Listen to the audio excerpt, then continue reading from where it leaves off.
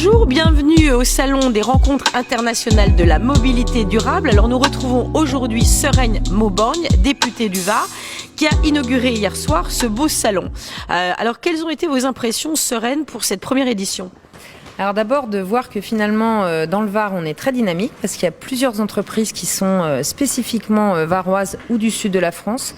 Donc finalement une bonne découverte parce que ça prouve à quel point l'environnement est propice à ce que les gens aient envie d'innover pour leur région. Et ça, c'est des points qui sont très positifs pour moi. Alors hier, vous étiez réunis effectivement pour l'inauguration avec Renaud Muselier, avec Bertrand Piccard, avec le maire, avec différents maires de la région. Donc ça a mobilisé beaucoup de monde, c'est-à-dire des talents, des innovations, des start-up, des hommes politiques et beaucoup de monde. Moi, j'ai été quand même surprise de cette affluence pour une première édition. Oui, c'est plutôt une bonne nouvelle. Il y a Maud Fontenoy aussi qui travaille beaucoup sur les questions d'éducation vis-à-vis du développement durable. Et je pense qu'on a besoin de tous les niveaux de connaissances. Et puis effectivement une bonne nouvelle parce que finalement on se dit les investisseurs sont là, les décideurs politiques et c'est important de réunir tout le monde dans des événements comme ça. Alors vous, Sereine, vous êtes donc entrée en politique finalement par la porte écologie. Racontez-nous, il y a 25 ans d'ailleurs. C'est ça. Il y a 25 ans, j'étais avec des doux rêveurs sur l'écologie entre Antoine Wechter et Brice Lalonde.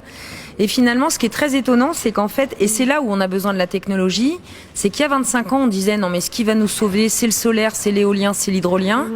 Aujourd'hui, on se rend compte que on est très loin d'être sauvé par ces trois technologies-là. Et qu'on a vraiment besoin de trouver des nouvelles technologies et d'encourager la recherche. Alors, votre métier était celui d'infirmière. Alors, ce qui est amusant, j'en me suis fait cette remarque-là, c'est que Bertrand Piccard est psychiatre, Cynthia Fleury est psychanalyste, Raphaël Donjean est ambulancier. Alors, y a-t-il un lien entre le corps médical et l'exploration plus large ? Bien sûr, de toute façon, l'humain, le corps humain, l'être humain vit au milieu d'un environnement. Il y a une adaptation physiologique à l'environnement, il y a une adaptation psychologique. Donc évidemment que toutes les sciences qui ont trait au corps ou aux êtres humains dans leur manière de vivre ensemble ont trait à l'écologie, bien évidemment. Absolument. Alors, qu'en est-il de la région du Var ? Comment se porte cette région ? Alors, je pense qu'il y a une vraie prise de conscience aujourd'hui de la fragilité de notre écosystème.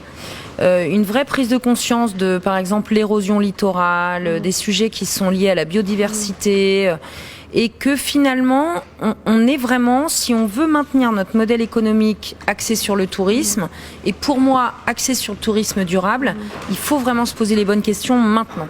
Alors justement, en parlant de tourisme, on sait que Saint-Tropez est particulièrement engorgé l'été. N'y aurait-il pas une vision un peu novatrice ? Est-ce que Saint-Tropez ne pourrait pas être le leader dans un domaine ou un autre ? Bien sûr, moi je pense qu'il faut se challenger, il faut que Saint-Tropez et la presqu'île dans son ensemble, Sainte-Maxime, Cogolin, Grimaud, etc., soient vraiment des leaders pour faire la différence au niveau mondial, parce qu'on est dans une concurrence de destination, et que finalement, je pense que ce sont les premiers qui vont être capables de développer la mobilité douce, les premiers hélicoptères électriques, par exemple. Moi, j'ai envie de dire I have a dream, et lançons l'idée qu'on puisse être les premiers à avoir une presqu'île sans bruit d'hélicoptère.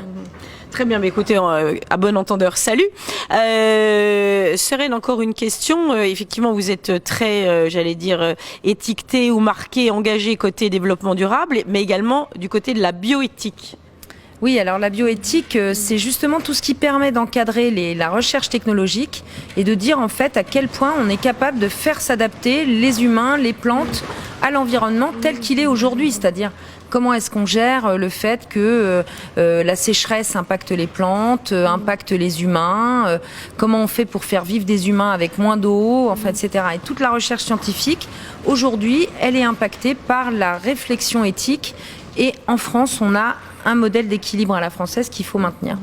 Alors, dernier point, vous me parliez tout à l'heure de biomimétisme, ce qui est effectivement très à l'honneur sur ce salon. Donnez-moi quelques exemples dans ce sens-là. Alors, j'ai lu un exemple absolument merveilleux, c'est l'anguille, qui en fait, dans sa peau, a un capteur qui permet de capter l'énergie électrique des courants marins. Et en fait, on a été capable de créer une toile à partir de l'observation physique de cet animal qui elle-même capture les courants marins et est capable de générer de l'énergie. Je trouve ça fabuleux. Alors, et le nouveau Rafale ? Alors le nouveau Rafale, oui, ça c'est le futur avion aérien de combat. En fait, on est capable aujourd'hui d'intégrer des capteurs sensoriels dans sa carlingue et on appelle ça la peau. Donc en fait, on est en train de réinventer technologiquement ce que la nature a toujours su faire. Absolument. Alors, autre point qui n'est pas inintéressant, c'est l'électricité et le militaire, finalement, pourraient avoir un lien. Bien sûr, les innovations technologiques, qu'elles aient été spatiales de par le passé, militaires aujourd'hui, elles servent à la fois sur le plan civil et sur le plan militaire. Et je pense que c'est très important pour les entreprises de pouvoir le développer dans les deux sens. Et moi, j'ai la chance de pouvoir découvrir tout ce qui se passe au niveau innovation dans le monde militaire et du coup de voir les futures applications pour le monde civil. Absolument. Alors Sereine, est-ce que vous avez essayé quelque chose sur le salon ? Oui, j'ai essayé les trottinettes électriques et les bateaux électriques et solaires que je trouve absolument merveilleux. Très bien. Et on a laissé votre mari au stand Jaguar.